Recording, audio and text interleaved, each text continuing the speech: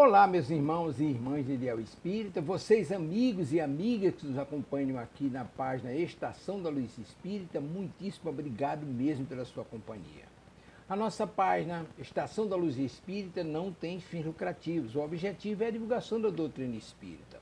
E é por isso que nós reunimos aqui esta sede de matérias espíritas para que possa atender às suas necessidades, estudo, lazer, pesquisa.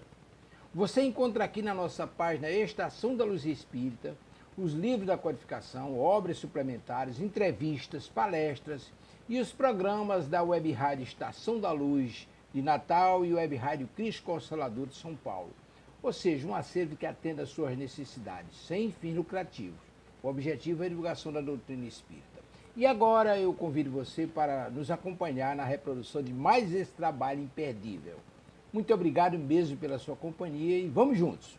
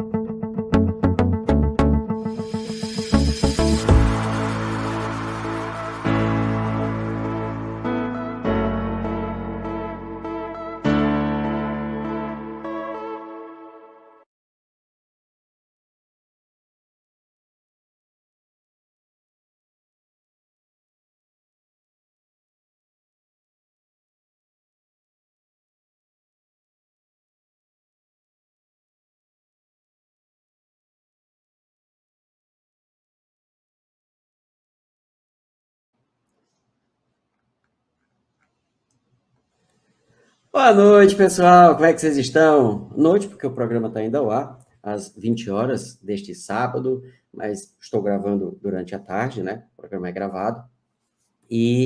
Mas você que está aqui acompanhando às 20 horas deste sábado, uma boa noite para você. E você que está acompanhando em outros momentos, um bom dia, uma boa tarde, uma boa noite, uma boa madrugada, um bom qualquer momento, de qualquer lugar que você esteja falando. Para nós é uma grande alegria podermos compartilhar desta uma hora aqui com vocês no nosso Pérolas da Revista Espírita.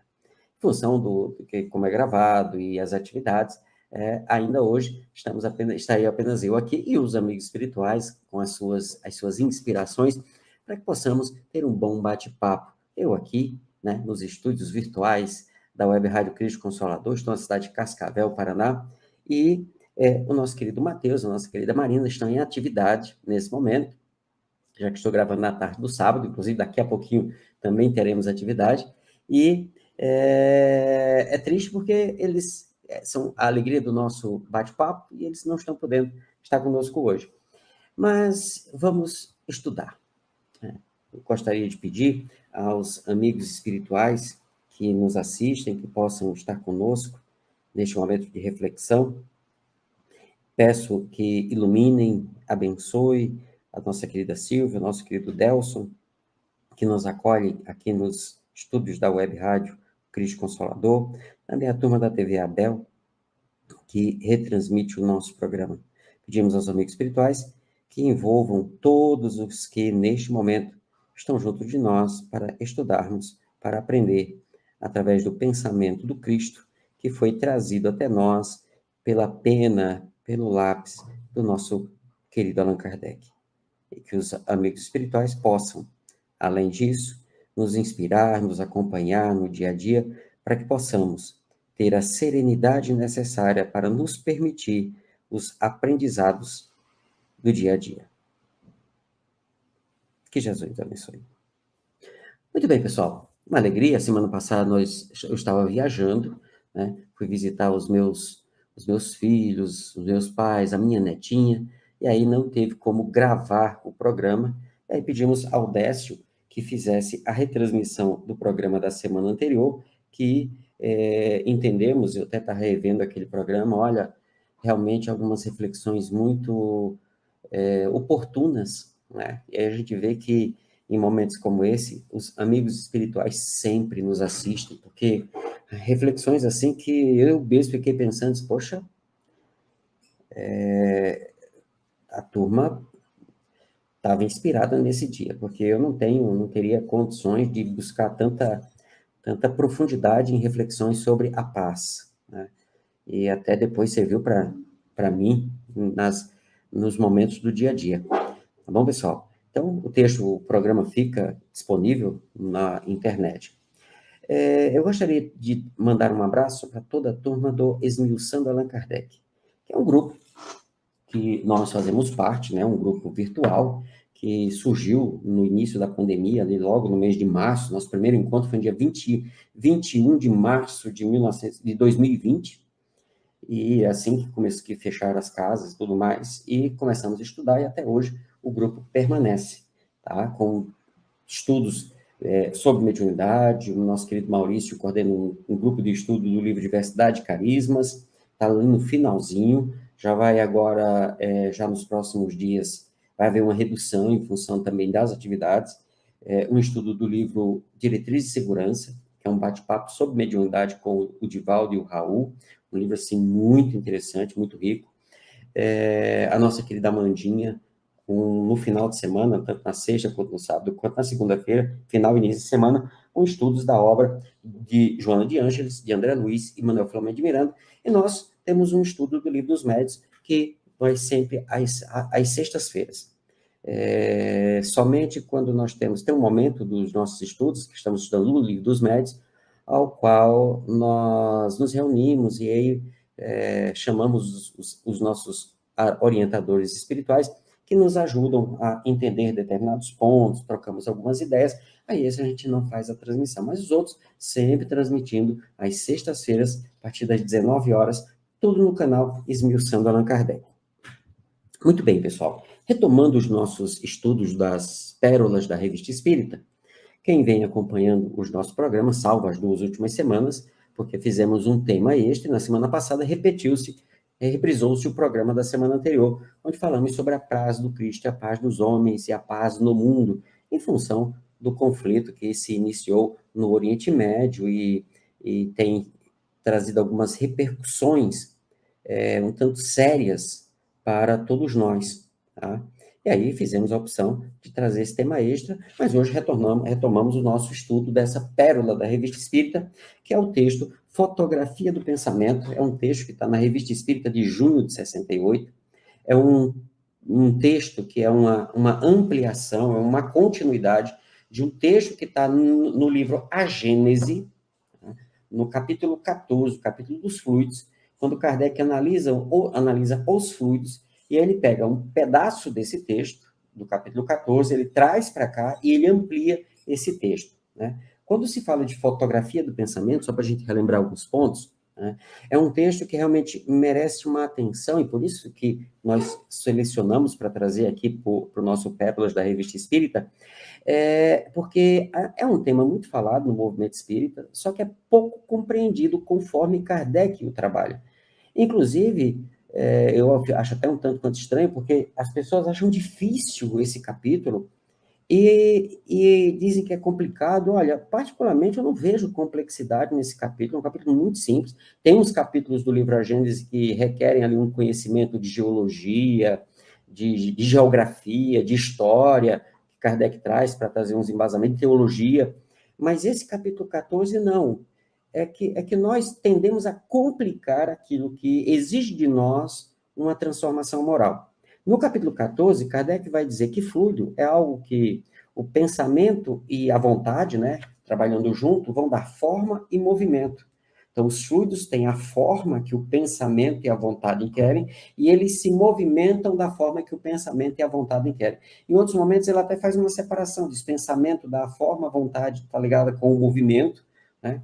E numa parte do capítulo 14, a partir ali da última edição, né, do livro A Gente, sem entrar na polêmica da adulteração ou não, não é o caso, mas a partir do item 16, Kardec vai trabalhar sobre a qualidade dos fluidos, e ele diz que o que determina a qualidade dos fluidos é a moral do espírito.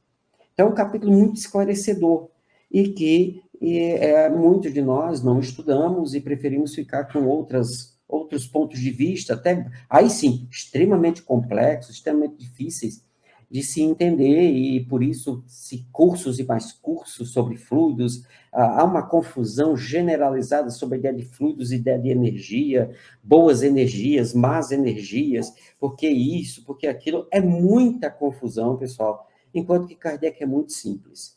Qualidade dos fluidos diz respeito às qualidades morais do espírito que manipula os fluidos. E não importa se é um espírito de um morto, alguém que já está no mundo espiritual, que já encerrou o seu estágio encarnatório pelo fenômeno da morte, ou eu, que sou um espírito encarnado, que estou na condição de alma. Não faz diferença, tanto o morto ou o vivo, a capacidade de manipular os fluidos. Obviamente, como eu estou encarnado, o meu corpo impõe certas limitações, a não ser que eu nasça, que eu reencarne com o compromisso da manipulação fluídica através dos fenômenos de efeitos físicos. Ou, por exemplo, num caso mais prático, com mediunidade de cura, vamos falar dessa forma, que é nada mais nada menos que uma mediunidade de efeitos físicos.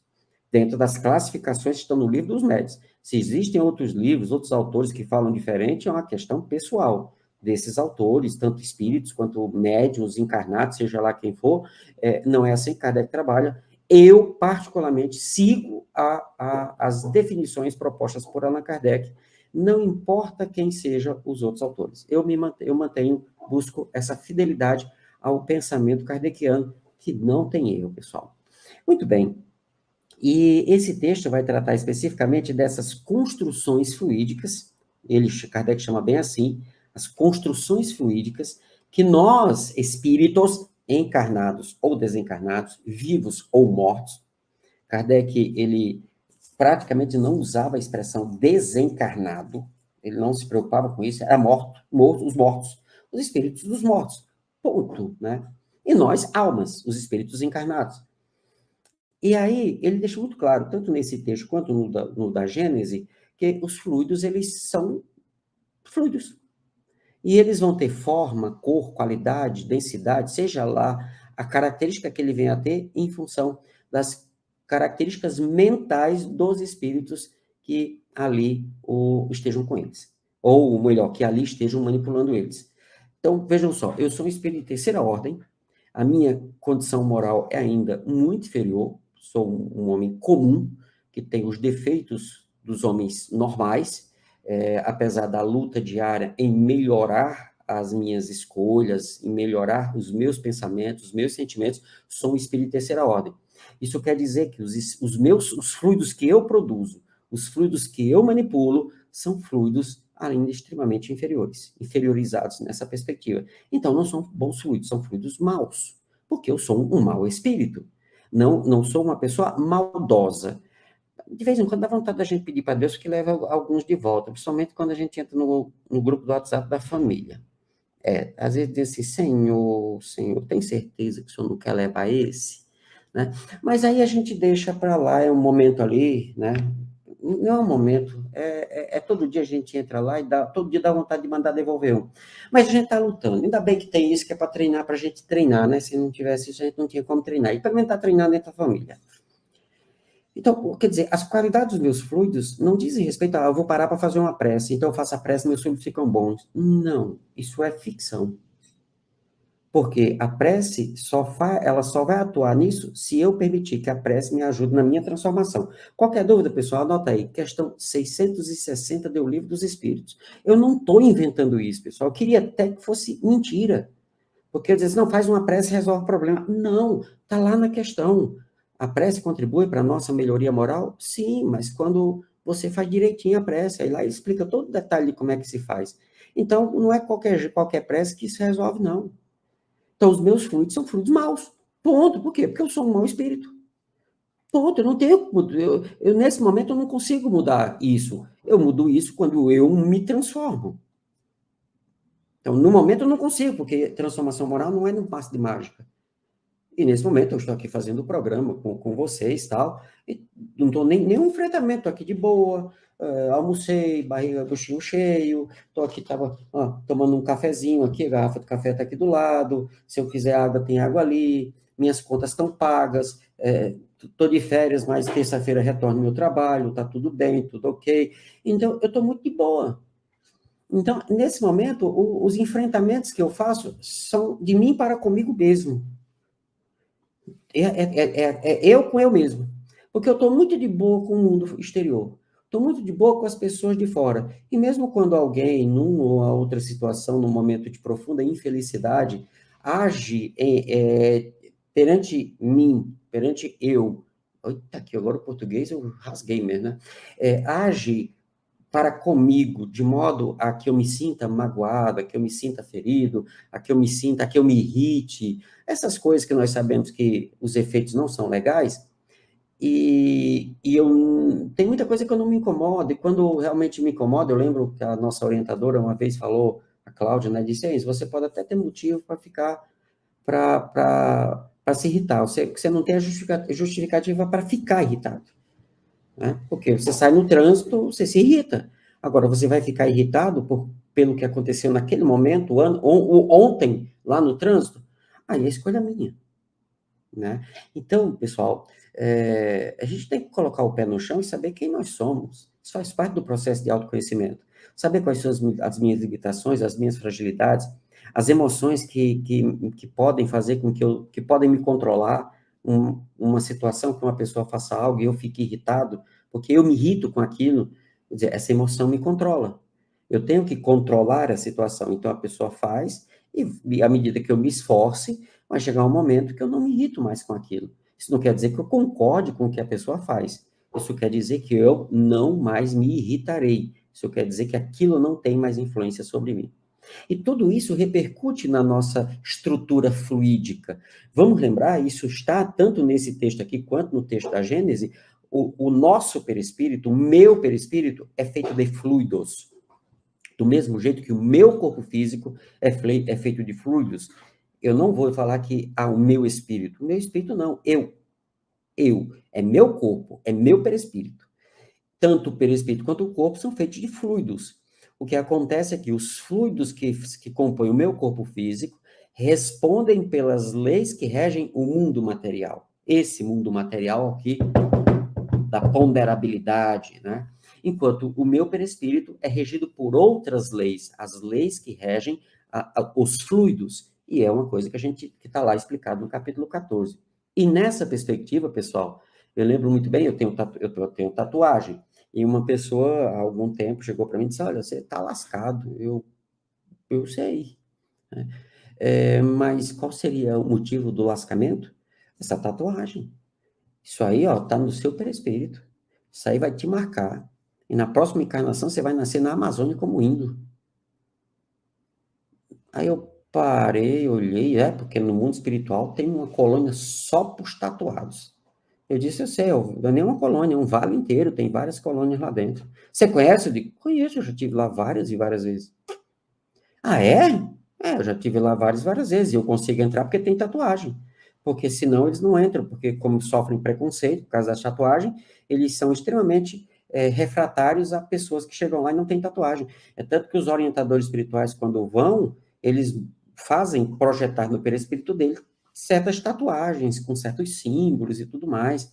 Só que como já são espíritos mais evoluídos, aquelas tatuagens se iluminam e tudo mais, e tá lá. Aí até disse, eu vi no livro, tá? Eu disse, tem livro? Tem, você não sabia? Eu disse, bom, eu vou lá, eu conheço porque vou lá. Agora eu não sabia que tinha livro, depois eu vi que tem livros falando sobre os vales, esses locais. Fui ler os livros, realmente, muito, muito interessante os livros. Agora não lembro quem foi o médium, o autor espiritual que fez o livro. Eu disse, olha, eu entro lá porque quando eu saio do corpo, eu mantenho que as tatuagens fiquem no meu perispírito e isso ajuda que eu entre lá. E até disse, olha, o senhor não vai entrar lá, porque o senhor não tem tatuagem, então o senhor não consegue ajudar os espíritos que estão lá. Porque tem que ir lá, né? Senão não tem como eles virem no centro, eles não vão vir, porque eles sofrem muito preconceito por isso. E eu disse, olha, e aí tem um detalhe, se por causa que eu tô tatuagem, na próxima encarnação, eu vou nascer como índio na Amazônia, eu fico preocupado com uma coisa. Isso o quê? Eu disse, vai faltar a Amazônia para tanto índio, porque quantas pessoas hoje no planeta Terra têm tatuagem? Aí ele riu, aí viu que isso não era uma coisa assim, que não batia com o que a gente aprende sobre perispírito com Allan Kardec, né? Isso é uma questão realmente de preconceito social e outras coisas que acaba trazendo informações que dizem respeito a essa ou aquela pessoa. Obviamente, quando você tem um pensamento de oposição e você, por exemplo, faz tatuagens de agressão contra o outro, isso vai ficar no seu perispírito porque está em você, porque você é agressivo. E essa é uma forma de expressividade dessa agressão. Você morre e você continua sendo agressivo. Então, todas as ferramentas de expressão de agressividade estão em você. E aquilo se reproduz no seu perispírito. Então, não é porque está no corpo físico, é porque está em mim. São as minhas características. Aí veja como fica claro. Aí é que a gente vai entender os espíritos que estão num ambiente como o dito Vale dos Tatuados. Muitos espíritos extremamente agressivos, extremamente violentos, revoltados, rebeldes, né? E aí você vê toda aquela expressão pictográfica, né, de pinturas expressa no perispírito daquelas pessoas, até como figuras vivas no perispírito das pessoas, porque simplesmente reproduz a vida da agressividade, a energia que se expressa pelas estruturas fluídicas do indivíduo. É muito mais lógica dessa forma, e aí isso parte da própria forma como Kardec nos explica a forma como os fluidos se organizam, né? Então, nesse sentido, eu vou retomar aqui uma parte, né, 2 parágrafos anteriores. Pessoal, eu estou usando a tradução que está no Kardecpedia, né? Então, quem quiser acompanhar, é só entrar no Kardecpedia, Revista Espírita. Vai na Revista Espírita, 1868, é o penúltimo número, né, porque foi publicado até abril, com Kardec até abril de 69. Kardec morre em 31 de março de 69, mas ele já tinha deixado pronto o número de abril da Revista Espírita. E aí vai lá no texto Fotografia do Pensamento. Então, 1, 2, 3, 4, 5, 6, 7, 8 parágrafos, nós já analisamos, e estaríamos no parágrafo criando imagens fluídicas, o pensamento se reflete no envoltório perispiritual. Mas é onde nós ficamos. Inclusive, essa frase expressa o que eu acabei de comentar. Então, mas eu vou voltar 2 parágrafos ali, só para a gente retomar a ideia e não ficar meio perdido na leitura. Então, o parágrafo ali. Sendo os fluidos o veículo do pensamento, eles nos trazem o pensamento como o ar nos traz o som. Podemos dizer, portanto, a bem da verdade, que há nesses fluidos ondas e raios de pensamentos que se cruzam sem se confundir, como há no ar ondas e raios sonoros. Eu lembro bem, quando eu leio isso aqui, eu lembro sempre daquele filme, um filme chamado Lucy, que foi interpretado por aquela atriz, eu estou tentando lembrar o nome dela, que fez o filme dos Vingadores, A Viúva Negra, Scarlett Johansson. Não sei se é assim a pronúncia, me perdoem, pessoal, né? A Scarlett Johansson. E ela ingere uma quantidade de uma determinada substância, uma droga, que acelera o desenvolvimento neurológico dela. E aí, dentro da lógica do filme, chega um ponto que ela atinge 100% de uso de processamento de informações via cérebro. E há uma cena em que ela começa a olhar o pensamento de todo mundo. Então, ela vê o pensamento das pessoas. E aí, dentro dessa ilustração do filme, esses pensamentos eles estão fluindo pelos fluidos. Estão navegando pelos fluidos. Do mesmo jeito que o sinal do Wi-Fi, os sinais de TV, os sinais relacionados com a internet fluem, né, na grande maioria deles, por ondas de raio, né, e vão pelo ar, né, dentro dessa lógica, os fluidos seriam o veículo pelo qual o pensamento se propagaria. Claro que a palavra pensamento aqui, ela não expressa somente as nossas ideias, mas é o conjunto de ideias, raciocínios, sentimentos, emoções e tudo mais. Ok, pessoal?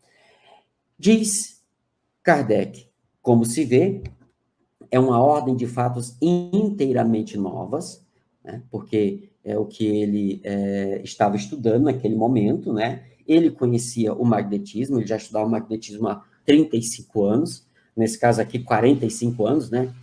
45, não, 48 anos já que fazia, que ele já estudava o espiritismo. Quando ele começa com a doutrina espírita, já tinha mais de 35 anos de estudo do magnetismo. E esse é um tipo de novidade que a própria ciência do magnetismo não tinha apresentado, segundo o que a gente pode extrair aqui do texto. Como se vê, é uma ordem de fatos inteiramente novos que se passa fora do mundo tangível. O mundo tangível seria esse nosso mundo aqui dos encarnados, tá? Que aí seria o mundo etéreo, que se passa fora do mundo tangível e constituem, se assim se pode dizer, a física e a química especiais do mundo invisível. A palavra especial sempre no sentido de específico, especificidade, não de importância. É especial, é mais importante, não é esse o sentido. Mas, como durante a encarnação o princípio espiritual está unido ao princípio material, daí se ressalta que certos fenômenos do mundo espiritual se produzam conjuntamente com os do mundo material. Vejam, mas como durante a encarnação o princípio espiritual está unido ao princípio material, quer dizer, o princípio espiritual, o espírito, está unido ao corpo, que é princípio material, daí ressalta que certos fenômenos do mundo espiritual se produzam conjuntamente com os do mundo material. Ok? Não separado, em conjunto. E são inexplicáveis por quem quer que não conheça as suas leis. O conhecimento dessas leis é, pois, tão útil aos encarnados quanto aos desencarnados, porquanto só ele pode explicar certos fatos da vida material. Um exemplo são os passes, né? Como é que a pessoa, através da imposição das mãos, que é uma das técnicas de uso do passe, consegue atuar sobre o corpo físico de alguém, não havendo ali naquele momento uma interação física, né? Física no âmbito do nosso mundo material. Então, tem alguma coisa ali que atua, que age, que reage sobre o corpo físico do indivíduo. E aí, o texto nós paramos. Criando imagens fluídicas, o pensamento se reflete no envoltório perispiritual, como no espelho, ou ainda, como essas imagens de objetos terrestres que se refletem nos vapores do ar. Ele aí toma um corpo e, de certo modo, se fotografa. Vamos lembrar que é Kardec, escrevendo em 1868, não existia uma câmera fotográfica como a gente conhece. Então, como era o processo de fotografia? Existiam determinados equipamentos que havia uma chapa dentro de uma caixa, aquela caixa totalmente fechada, totalmente escura, e aí o bico, né, vamos chamar de o bico da máquina fotográfica, a câmera, ela se abria momentaneamente, a luz que refletia o objeto que estava sendo fotografado entrava por aquela abertura e se projetava no fundo da câmera, onde estava a chapa, onde estava o papel fotográfico, né? E aquele momento, aquele instante, por isso que é instantâneo, aquele instante fica registrado naquele papel fotográfico. Isso é a fotografia. Então, a ideia, olha só, criando imagens fluídicas, quer dizer, eu crio as imagens nos fluidos à minha volta. O pensamento se reflete no envoltório perispiritual, como no espelho, ou ainda, como essas imagens de objetos terrestres que se refletem nos vapores do ar. Ele aí toma um corpo e, de certo modo, se fotografa. Então, eu penso, o meu pensamento se projeta, se reflete, se exterioriza via meu perispírito, e ele pode ganhar uma relativa materialidade ou uma construção nos próprios fluidos. Então, se eu pensar num cavalo, é muito provável que esse cavalo apareça aqui na minha frente, fluidicamente falando. Um vidente poderá descrever esse cavalo. Tudo bem? E, inclusive, esse cavalo pode ganhar movimento, uma vida aparente. Só que nada mais é do que uma construção fluídica do meu pensamento. Inclusive, num primeiro momento, Allan Kardec, ele acreditava isso, ele manteve essa ideia até a morte dele, né, que animais no mundo espiritual, né, de um modo geral, com as exceções específicas, a maioria dos animais que eram vistos no mundo espiritual, a grande maioria não, mas animais no mundo espiritual, na verdade, não seriam animais reais, seriam criações fluídicas. Tá? Isso fica muito claro nos textos de Kardec, até que, acho que em 1865, chegam informações para ele que demonstravam que existiam animais, os espíritos dos animais permaneciam no mundo espiritual. E ele acreditava nisso porque havia relatos de animais no mundo espiritual. Porém, os espíritos já tinham dito que animal morre e reencarna. Não ficava lá. Isso está no livro dos espíritos, pessoal. Está no livro dos espíritos. Animal, as almas dos animais, os espíritos dos animais, quando ocorre a morte deles, eles reencarnam automaticamente. Não fica lá, não. Só que aí chega em 65, Kardec tem notícia de animais que realmente, e aquilo demonstrava que era o animal mesmo, não era uma criação fluídica, tá? Então é um tema ainda que merece estudar, e o grande problema é que, como a gente não leu Kardec, então desconsiderou as criações fluídicas dos animais, e passou-se a entender que todos os animais são espíritos de animais. E aí, isso não é bom, porque você generaliza algo que tem no mínimo dois tipos, tá certo? Se um homem, por exemplo, tiver a ideia de matar o outro, por impassível que esteja, mesmo que ele não faça nada, o seu corpo material, o seu corpo fluídico é posto em ação pelo pensamento, do qual reproduz todas as nuances. Ele executa fluidicamente o gesto, o ato que tem o desígnio de realizar, aquilo que ele está com vontade de fazer. Seu pensamento cria a imagem da vítima e a cena inteira se pinta, como num quadro, tal qual está em seu espírito. Veja, pessoal, eu vou repetir, que está em si, mas preste atenção no seguinte. Em muitos momentos, Kardec diz assim, que nem eu li aqui, quer ver? Como se vê, é uma ordem de fatos inteiramente novos que se passa fora do mundo tangível e constitui. Se assim se pode dizer. Se assim se pode dizer, tipo assim, não é assim, é uma comparação. Só que vocês vão ver que nesse trecho do parágrafo, em nenhum momento pelo menos eu não identifiquei, se eu identificar, vocês me corrijam, né? Mas eu não identifiquei agora na leitura que ele disse assim, olha, é tipo assim, ou por comparação, ou por analogia. Não, ele está dizendo que é uma afirmação. Vejam só, se um homem, por exemplo, tiver uma ideia de matar o outro, às vezes, não, mas gente, ele tá usando como exemplo. Segura o texto. Segura a ideia aí. Se um homem, por exemplo, tiver a ideia de matar o outro, por impassível que esteja, ele tem só a ideia de matar o outro. Mesmo que ele fique quietinho, impassível,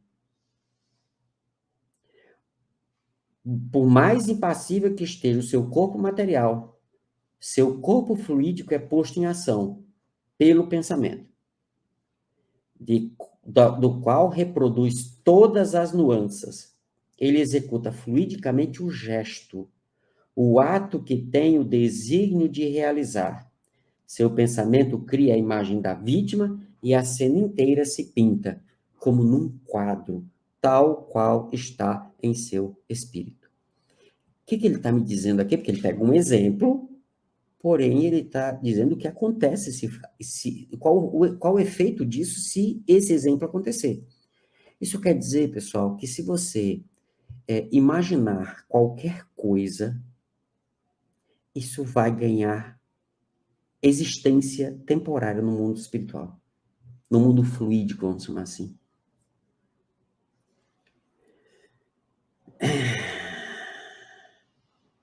Chupa essa manga.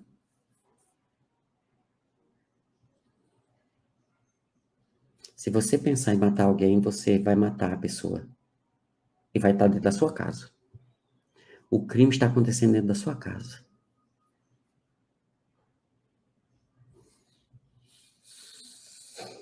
Hum. Ai, que dor. É por isso que Kardec vai dizer lá no Livro dos Espíritos, na segunda parte, que os mais recônditos pensamentos não estão escondidos dos espíritos mais evoluídos que eu. Os inferiores, eles podem não alcançar meu pensamento. Mas quem está igual a mim e para cima, todo mundo sabe o que eu estou pensando. Por quê? Porque eu estou projetando tudo que eu penso e aquilo ganha uma vida temporária, uma vida aparente, a gente chama de aparência, no mundo espiritual à minha volta.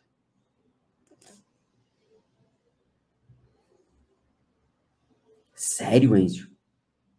É assim? Vem cá. Vem cá, chega pertinho, vem. Chega pertinho.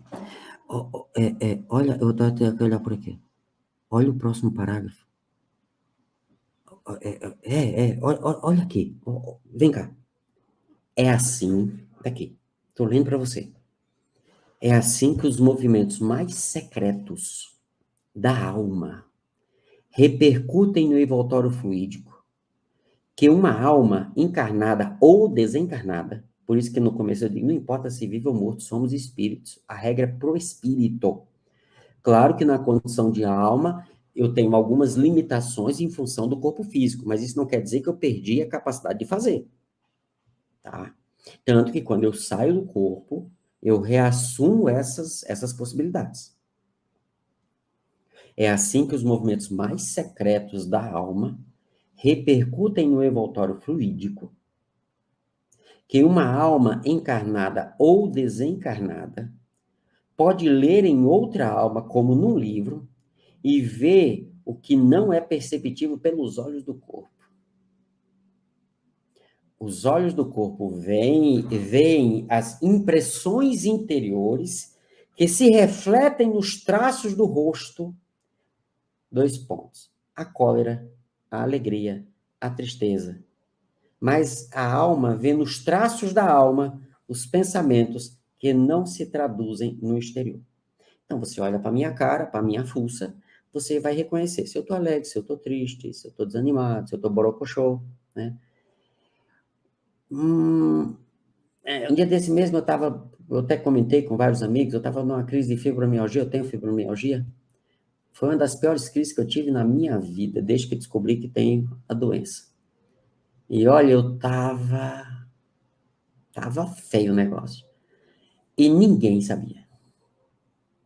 Ninguém. Ia para os lugares, fazia palestra, gravei programas aqui para vocês. Ninguém sabia. Até que houve uma situação muito interessante que a vida construiu, e aquilo foi tão impactante que eu até gravei um áudio e compartilhei lá no grupo do Esmiuçando Allan Kardec, ao qual fazemos parte, contando aquela situação, aquela lição que a vida preparou dentro do contexto ali da crise de fibromialgia.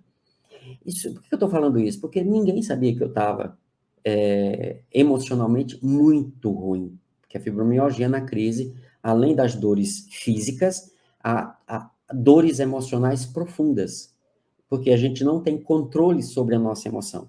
E, geralmente, ela fica um bagaço. Aí, conforme o grau de fibromialgia, dependendo de onde ela já atuou, você pode ter crises semelhantes à depressão, você pode ter crise de pânico, você pode ter crise de bipolaridade, você pode ter crise de ansiedade, né? Então, o emocional realmente fica uma bagunça, tá?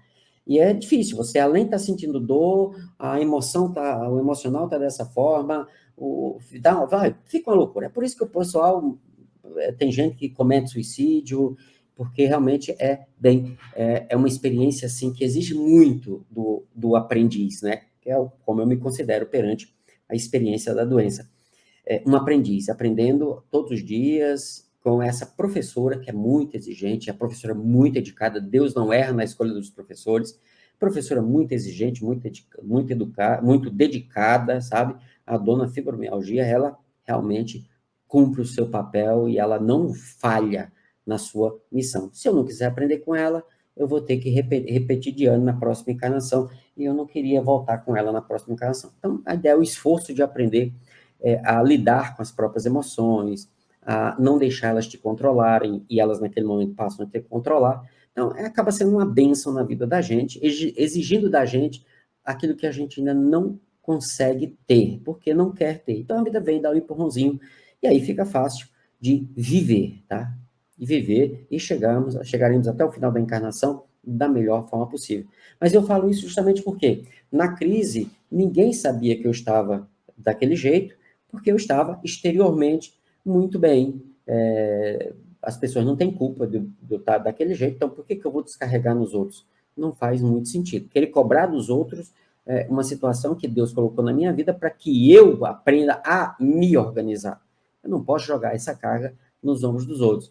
Então, eu devo, por respeito ao outro e por respeito a mim mesmo e respeito à orientação divina, tratar o outro da melhor forma. Então, sempre um sorriso nos lábios, apesar de que muitas lágrimas no perispírito, vamos falar dessa forma. E só que aí é o detalhe, quem está no meu lado vai ver o exterior e vai fazer a leitura do exterior. Mas os espíritos amigos, os obsessores que estamos na mesma sintonia, vamos colocar assim, né? Porque estamos na mesma simpatia, porque obsidiado e obsessor, estamos juntos, iguais, fluidicamente falando.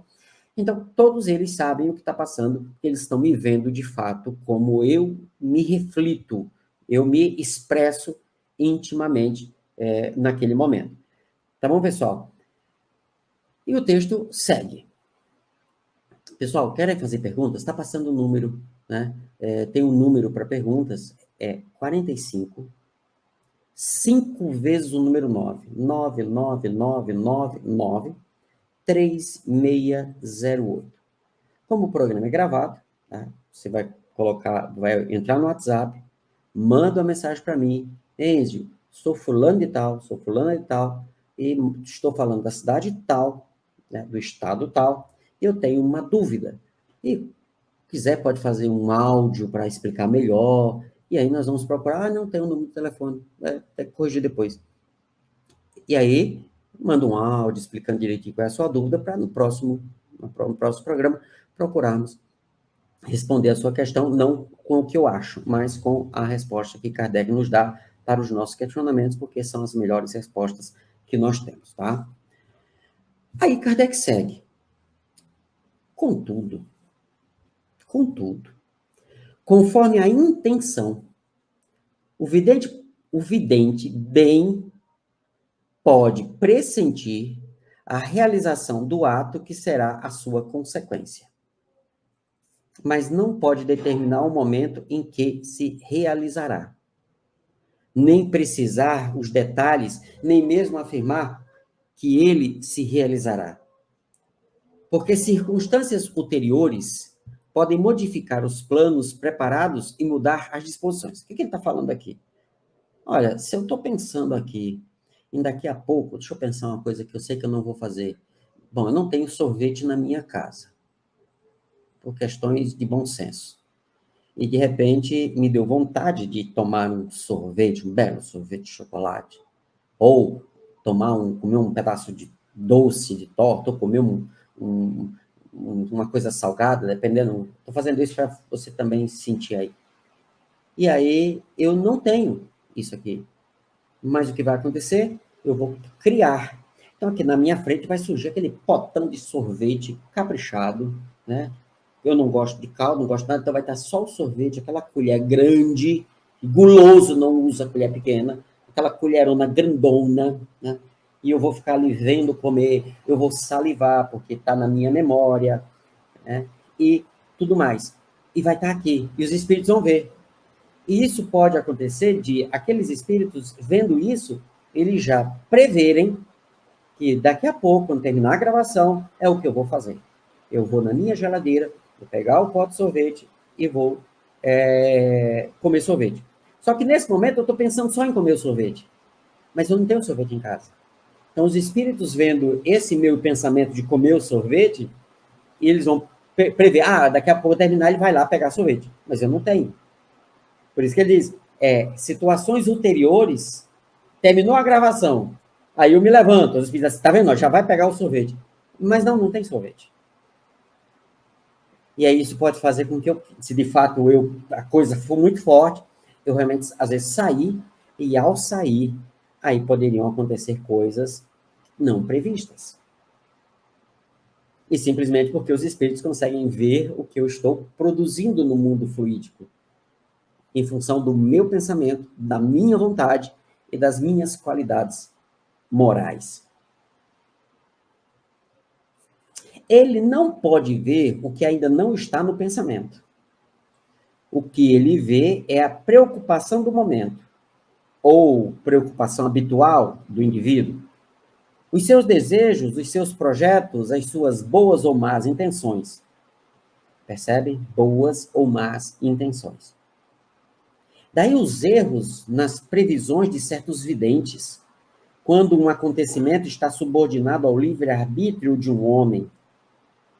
Eles não podem senão pressentir a sua probabilidade, conforme o pensamento que vem, mas não podem afirmar que ocorrerá de tal maneira, nem em tal momento, a maior ou menor exatidão nas previsões.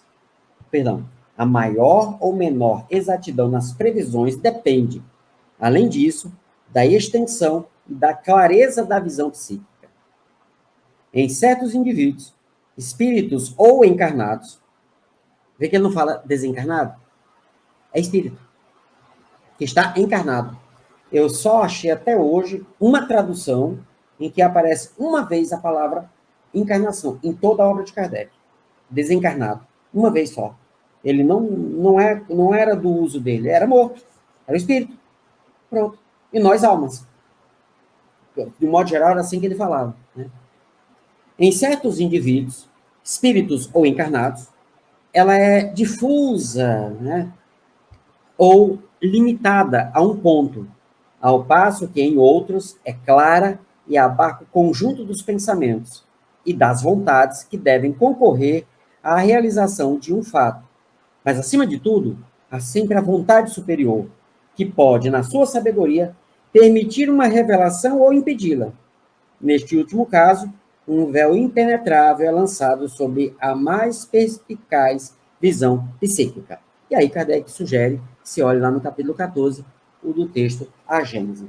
Pessoal, o que Kardec está trazendo aqui é um dos efeitos dessas fotografias de pensamento. Veja que o texto é muito claro nesse sentido, para nos mostrar que você pensou, se cria no seu onde você está. Aquilo vai ser criado onde você está. Os espíritos vão ver. Vão ver. Só não vão ver os espíritos inferiores a você. No meu caso, que eu estou no final da fila, acho que todo mundo consegue ver o que eu penso. Acho que não vai ter ninguém atrás de mim, no nosso nível, né? Aqui do planeta Terra. Está todo mundo para frente. Então todo mundo consegue ver meu pensamento. É por isso, e aí ele chama a atenção, que os videntes vão ver isso. E vendo isso, podem criar projeções futuras, baseadas naquilo que está vendo. Só que aí o que é que acontece? Existem alguns estudos no âmbito da física, que estudam o tempo, que estabelecem, e não são estudos espíritas, viu, pessoal? São estudos da ciência física, da ciência do mundo material. Que os fatos, eles já existem. Todos eles. Porém, conforme as nossas escolhas, nós vamos selecionando os fatos que vão acontecer. Tá certo? Que é o que Kardec está dizendo aqui. As coisas, você pode olhar as coisas acontecendo, mas elas podem mudar em função das escolhas que o indivíduo faz. Hoje ele faz uma escolha, então, baseado em quem Enzo é hoje, o meu futuro está traçado. Porém, se daqui a pouco, terminou a gravação, eu sair e aconteceu alguma coisa assim que exija de mim uma decisão moral muito grande, e eu faço a escolha conforme o Evangelho, a escolha que eu vou fazer é aquilo que está previsto no Evangelho. olha, eu posso mudar toda a construção do meu futuro. Simplesmente porque eu fiz a escolha certa. Eu não gosto de certo, eu fiz a escolha adequada. E se eu não fizer a escolha adequada? Aí a linha segue conforme já vem. E se de repente eu faço uma escolha pior? Não faz, porque aí você seria retrogradação. E nós não retrogradamos naquilo que nós já evoluímos. Se você pode fazer uma escolha equivocada, depois de ter feito 1000 escolhas certas, é porque você ainda não consolidou aquela evolução, aquele processo de transformação. Tudo bem, pessoal? É. E, para finalizar, né, os 2 últimos parágrafos, só para realmente finalizar, dentro do tempo que a gente tem aqui, a teoria das criações fluídicas, veja, é uma teoria, é um sistema explicativo que Kardec adota e que dá conta dos fenômenos, viu, pessoal? É a melhor explicação que nós temos. Eu já vi muita explicação, mas não dá conta de tudo. Consegue explicar só um pedaço, um pouco dos fenômenos. Isso mostra que são explicações baseadas na experiência de alguém. E não importa se é vivo ou morto, tá? A teoria das criações fluídicas e, por consequência, da fotografia do pensamento, é uma conquista do espiritismo moderno e, de agora em diante, pode ser considerada como adquirida em princípio, salvo as aplicações de detalhes, que são resultado da observação. Ele está dizendo, olha, a base da teoria está pronta. Ela serve para tudo. Agora, tem situações que você vai ter que fazer o ajuste. Então, ela serve para tudo como base. Tá? Esse fenômeno é incontestavelmente a fonte das visões fantásticas e deve representar um grande papel em certos sonhos. Pensamos que aí pode ser encontrada a explicação da mediunidade do copo d'água. Né? E aí ele escreve, tem um artigo precedente, né, antes desse aqui. Considerando-se que o objeto que se vê não pode estar no copo, a água deve fazer o papel de um espelho, que reflete a imagem criada pelo pensamento do espírito. Essa imagem pode ser a reprodução de uma coisa real, como a de uma criação de fantasma, de fantasia. Em todo caso, o copo d'água não é senão um meio de reproduzi-la, mas não é o único, como o prova a diversidade dos processos empregados por vários videntes, por alguns videntes. Este, talvez, convenha melhor a certas organizações. Então, o que ele está dizendo? Olha, no geral é assim. Mas tem casos que vai além disso aqui. Mas a base é essa. Nós pensamos e nós criamos, nós reproduzimos, nós exteriorizamos nas estruturas fluídicas que são o meu perispírito e que estão à minha volta. Então, o que vocês estão pensando nesse momento está sendo criado no mundo espiritual e no seu perispírito. É assim, pessoal, é simples assim. E aí, saindo de Kardec, indo, por exemplo, para Joana de Ângeles, que vai beber na fonte de muitos psicólogos, ela traz a ideia de cristalização mental. André Luiz também, bebendo em fontes da época dele como médico, na fonte de psiquiatras, fala em cristalizações mentais, que são os pensamentos que você cria, que você fica alimentando e que você se torna dependente desses pensamentos. Aquilo se cristaliza em você. Dá um trabalho, pessoal, que vocês não têm ideia. Mas dá um trabalho resolver isso, porque a pessoa, praticamente, ela transforma aquilo numa prisão. E ela se aprisiona dentro daquele diamante de pensamentos. E ali, para tirar, não tira, porque é só quando a pessoa quer. Só quando ela quer.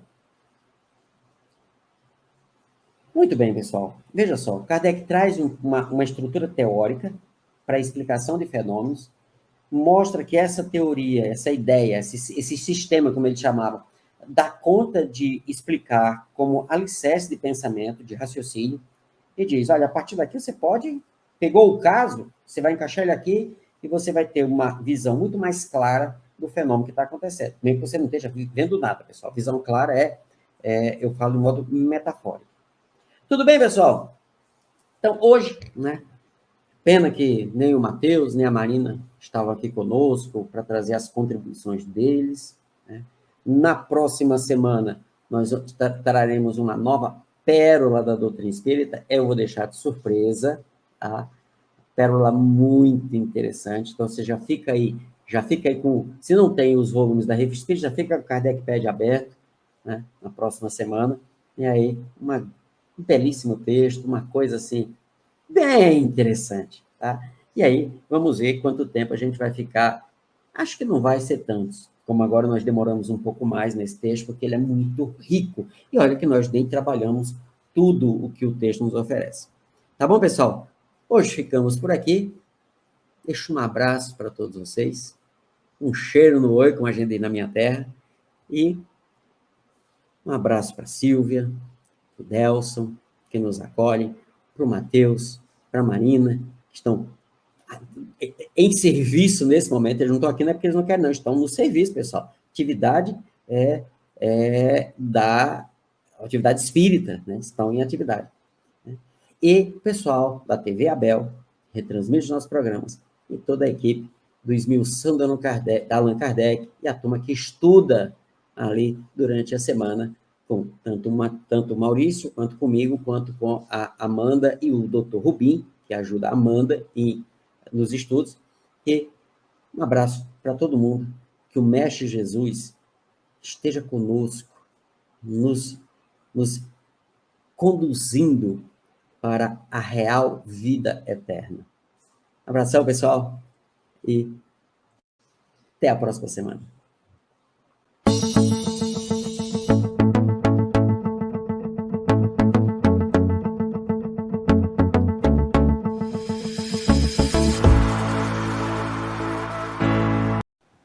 Chegamos ao final da nossa atividade. Muitíssimo obrigado mesmo pela sua companhia e espero você no próximo evento.